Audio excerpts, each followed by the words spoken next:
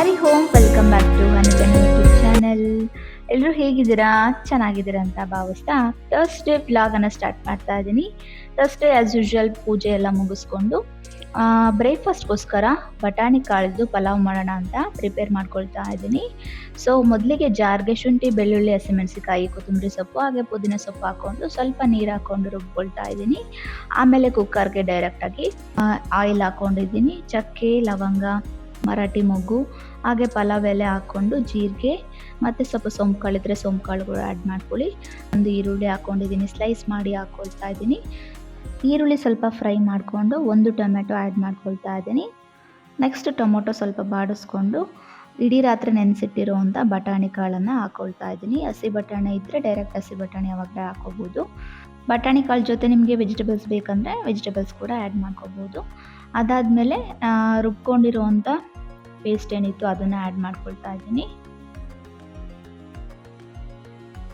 ಈಗ ಸ್ವಲ್ಪ ಗರಂ ಮಸಾಲ, ಧನಿಯಾ ಪೌಡರು ಹಾಗೆ ಸ್ವಲ್ಪ ಪಲಾವ್ ಪೌಡರನ್ನು ಹಾಕ್ಕೊಂಡು ಮಿಕ್ಸ್ ಮಾಡ್ಕೊಳ್ತಾ ಇದ್ದೀನಿ.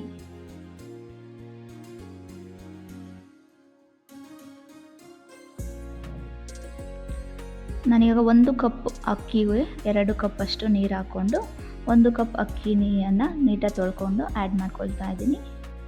ಫಿನಿಶಿಂಗಲ್ಲಿ ಉಪ್ಪು ಹಾಕ್ಬಿಟ್ಟು ಕುದಿಯುವಾಗ ಕುಕ್ಕರ್ ಕ್ಲೋಸ್ ಮಾಡಿಕೊಂಡು 2 ವಿಜಿಲ್ಸ್ ತೊಗೊಂಡ್ರೆ ರೆಡಿ ಆಗುತ್ತೆ.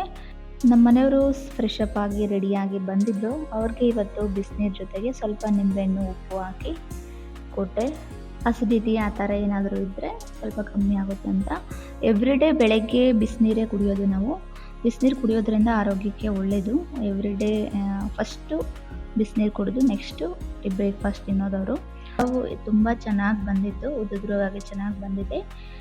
ಇವಾಗ ಟೇಸ್ಟಿ ಆಗಿರೋವಂಥ ಪೀಸ್ ಪಲಾವ್ ಅಂದರೆ ಮಟರ್ ಪಲಾವ್, ಹಿಂದಿನಲ್ಲಿ ಮಟರ್ ಪಲಾವ್, ಇಂಗ್ಲೀಷಲ್ಲಿ ಪೀಸ್ ಪಲಾವ್, ಕನ್ನಡದಲ್ಲಿ ಬಟಾಣಿ ಕಾಳ್ದು ಪಲಾವ್ ತುಂಬ ಚೆನ್ನಾಗಿತ್ತು. ಮೊಸರು ಬಜ್ಜಿ ಜೊತೆಗೆ ಟೇಸ್ಟ್ ಮಾಡಿ ನೋಡಿ, ತುಂಬಾ ಚೆನ್ನಾಗಿತ್ತು. ಅವರು ಬ್ರೇಕ್ಫಾಸ್ಟ್ ತಿಂದು ರೆಡಿಯಾಗಿ ಹೊರಟ್ರು 7:30ಗೆ. ಆಮೇಲೆ ಧ್ವನಿ ಅವಳೇ ಎಲ್ಲ ಇವತ್ತು ರೆಡಿಯಾಗಿದ್ದಾಳೆ. ಬ್ಯಾಗ್ಗೆಲ್ಲ ಅವಳೇ ಇಟ್ಕೊಂಡು ಅವಳೇ ರೆಡಿ ಆಗ್ತಾ ಇದ್ದಾಳೆ. ಅದಾದಮೇಲೆ ಅವಳೇ ಇವತ್ತು ಟಿಫನ್ ಹಾಕ್ಕೊಟ್ಟೆ ತಿಂದು.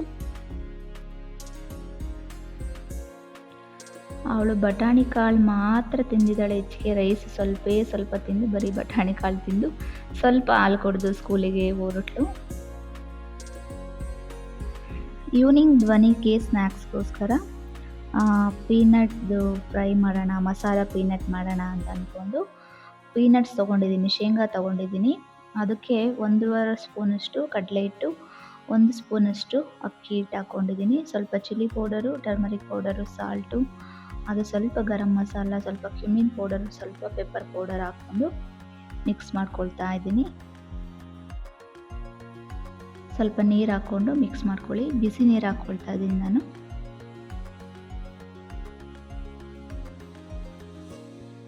ಚೆನ್ನಾಗಿ ಮಿಕ್ಸ್ ಮಾಡಿಕೊಂಡು ಮೀಡಿಯಮ್ ಫ್ಲೇಮಲ್ಲಿ ಇಟ್ಕೊಂಡ್ಬಿಟ್ಟು ಫ್ರೈ ಮಾಡಿಕೊಂಡ್ರೆ ಆಯಿತು. ಹೊರ್ಗಡೆ ಅಂಗಡಿಲಿ ಕೊಡಿಸೋದಕ್ಕಿಂತ ಮನೆಯಲ್ಲೇ ನೀವು ಆರಾಮಾಗಿ ಮಾಡ್ಕೊಳ್ಬೋದು. ಈಸಿಯಾಗಿರುತ್ತೆ, ಬೇಗನೂ ಕೂಡ ಆಗುತ್ತೆ, ರಿಸ್ಕ್ ಇರೋದಿಲ್ಲ.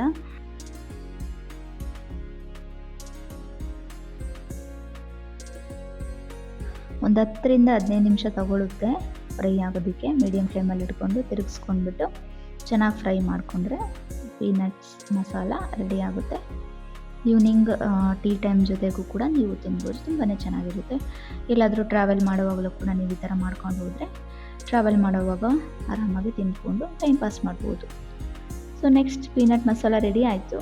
ನಾನು ಟೀ ಕುಡಿದೆ, ಜೊತೆಗೆ ಪೀನಟ್ ಮಸಾಲ ಜೊತೆ ಧ್ವನಿ ಕೂಡ ತಿಂದು ಸ್ವಲ್ಪ ಹಾಲು ಕುಡಿದು ಆಟ ಆಡಿಕೊಂಡು ಆಮೇಲೆ ಸ್ವಲ್ಪ ಹೊತ್ತು ಓದ್ತಾ ಇದ್ಲು. ಅವಳಿಗೆ ಬುಕ್ಸ್ ಕೊಟ್ಬಿಟ್ಟು ಓದೋದಕ್ಕೆ ನಾನಿವತ್ತು ಹೆಸ್ರು ಕಾಳ್ದು ಸಾಂಬಾರು ಮಾಡೋಣ ಅಂತೇಳ್ಬಿಟ್ಟು ಹೆಸ್ರು ಕಾಳು, ಟೊಮೆಟೊ, ಬೆಳ್ಳುಳ್ಳಿ, ಸ್ವಲ್ಪ ಅರಿಶಿನ ಪುಡಿ ಹಾಕಿ ಬೇಯಿಸ್ಕೊಳ್ತಾ ಇದ್ದೀನಿ.